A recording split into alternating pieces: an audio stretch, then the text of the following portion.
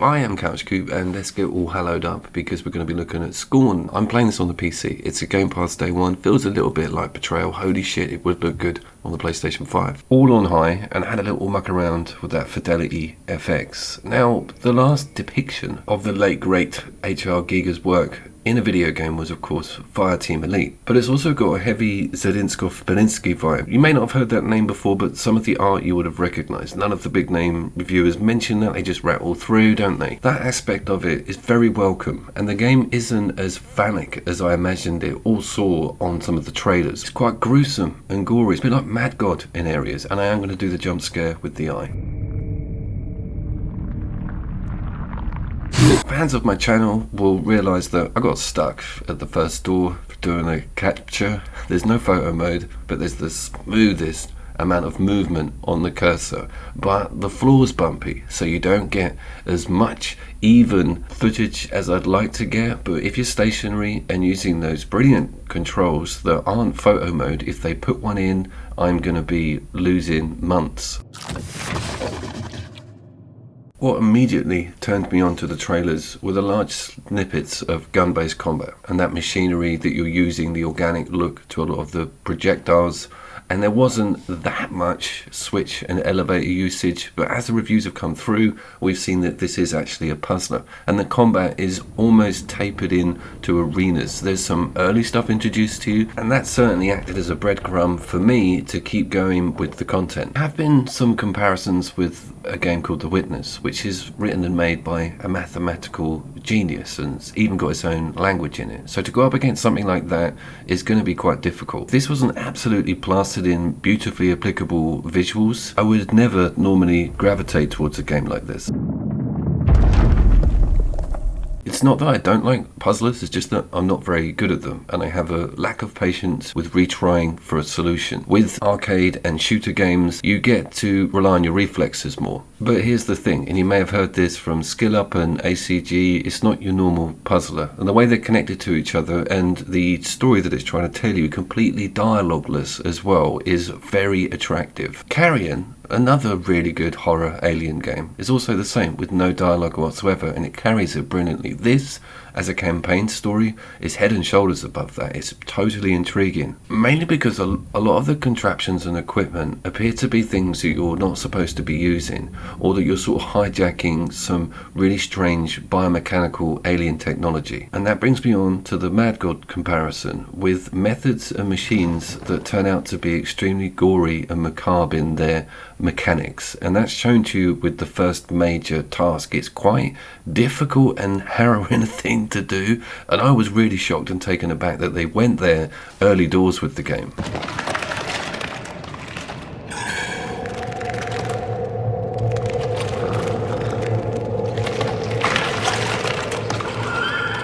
Combat is very scarce, and it's blatantly used as a carrot to get me through a lot of these lengthy puzzle sections, but it pays off. I feel quite accomplished for doing it because these games really do stump me all the time. I'm also having what I'm calling an externals obsession with the game, and that's looking at all of the stuff outside of the complex. You'll get teleported, or various weird stuff will happen flushed out of a duct, and you'll be standing in this amazing, strange, ghostly, desert-like planet with all these huge structures in the distance. It's all very daunting and humbling.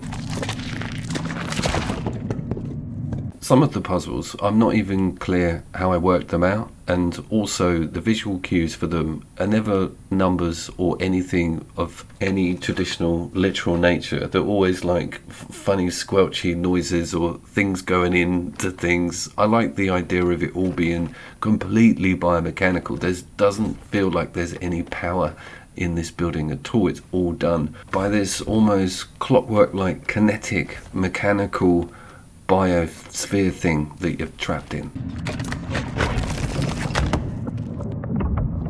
And that brings me over to the plot and exactly what you're trying to do. You're getting out of a situation. It isn't made clear whether you're familiar with the situation, because as the viewer, you're obviously not. The complexities of what's going on are actually quite deep, considering there's no swathes of text anywhere. The cutscenes and finding out where you're going and what's going to happen to you and what could potentially happen to you next is pretty amazing. I'm getting pulled in by that.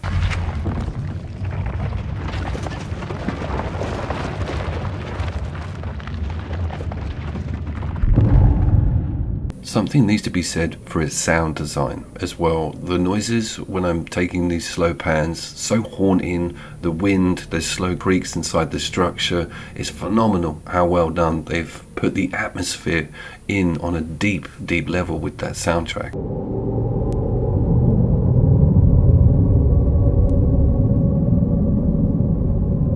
This is high production, and this is risky game making as well, not having a single goddamn transaction or even a number on the HUD. By the way, top right frame rates.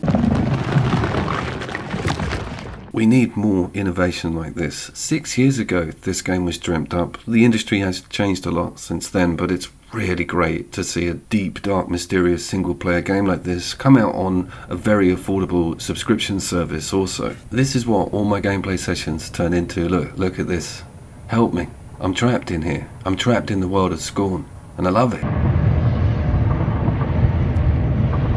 I have of course been Couchcube, and thank you very much for watching. Links in description for Aliens Fireteam reviews and a big walk around the Engineer Prometheus Juggernaut ship. Huge space horror video coming out for the Halloween celebrations. I will see you down there.